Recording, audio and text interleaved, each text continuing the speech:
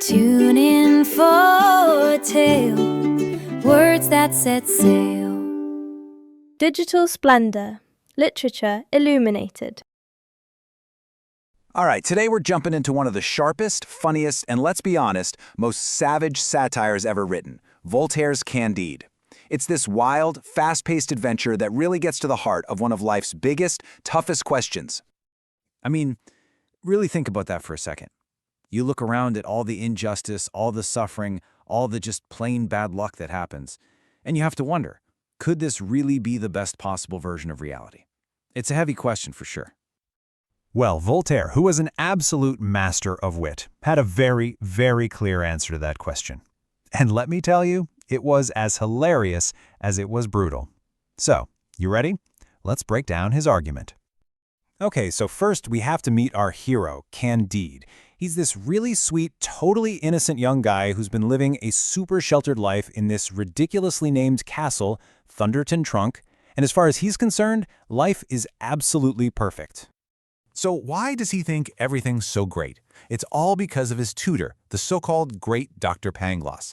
Now, Pangloss is basically Voltaire's hilarious takedown of a real philosopher at the time, and his whole deal is teaching this absurdly complicated-sounding philosophy that boils down to one simple idea. Everything, no matter how awful it seems, is actually for the best. And this is a perfect example of his logic. It's completely backward. He basically says, well, we have eyeglasses, therefore noses must have been designed to hold them up. It's total nonsense, right?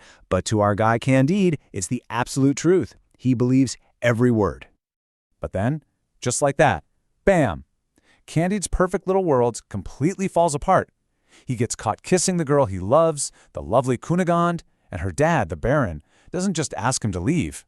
Nope, he literally kicks him out of the castle. And this is where Candide's cozy philosophy gets its first big reality check. He's out in the real world, still thinking people are fundamentally good and helpful, and he's immediately tricked by some army recruiters. They wine him, they dine him, and then they slap him in chains. His education in how the world really works has just begun.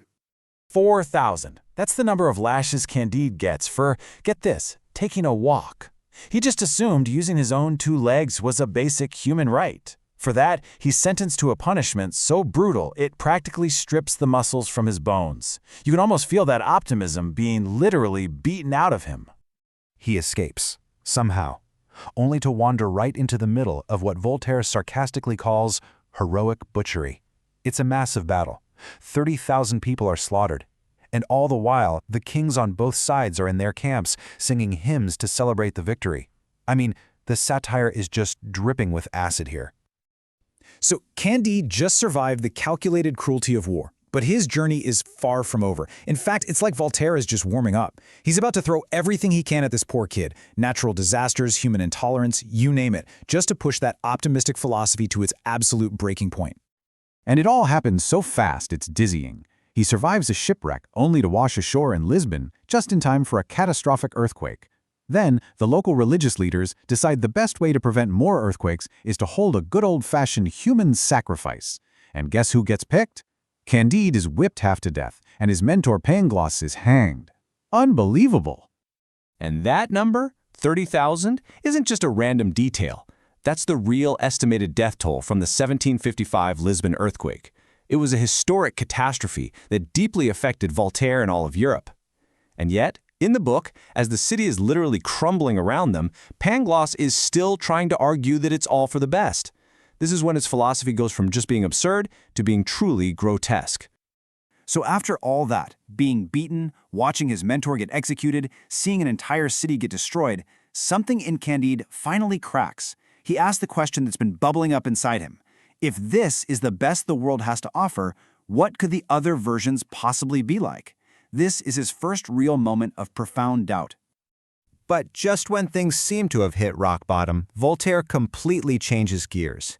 Out of nowhere, Candide and his new companion, Cacambo, stumble into a hidden, mythical land, the legendary El Dorado. And El Dorado is quite literally a utopia. It's a place where gold and jewels are so common that kids use them as pebbles to play with. There are no priests, no courts, no prisons, because nobody needs them. Everyone just agrees and gets along. It is, by every measure, the actual best of all possible worlds. And get this, the people there don't pray to ask for things. Why would they? They already have everything they could possibly want. So instead, their relationship with God is just one of pure, constant gratitude. They just say thanks. It's a society so perfect, it has nothing left to ask for. Which leads to the big question, right? Why on earth would anyone choose to leave paradise? But Candide does. The reason is simple. Cunegonde isn't there. So he decides to take a few of those worthless pebbles, which are worth a fortune everywhere else, and use them to go find her. So Candide leaves El Dorado loaded with unimaginable riches. But as soon as he steps back into the real world, in a Dutch colony called Suriname, he's about to encounter a reality so awful it will extinguish any last tiny spark of his optimism for good. Just try to picture this scene. He has just walked out of a perfect world, and the very first thing he sees is a man lying on the ground, horribly mutilated, wearing nothing but a pair of torn pants. The contrast, the sheer horror of it, is just breathtaking. And then comes one of the most devastating lines in all of literature. The slave explains his condition. If a finger gets caught in the sugar mill, they cut off the hand. If you try to run away, they cut off a leg. This isn't a random disaster or an act of war.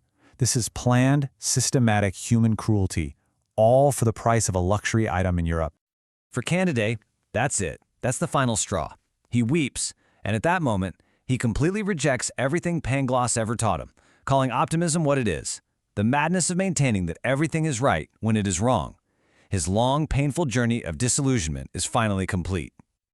So, if optimism is madness, what's the answer? Well, after all his adventures, Candide finds his friends, who have all suffered terribly too, and he buys a small farm.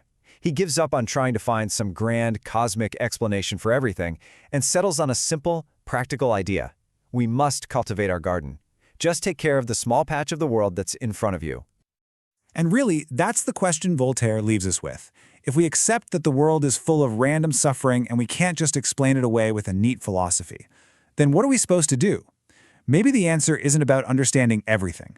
Maybe it's just about doing our small part to make our own little corner of the world a little bit better. What do you think?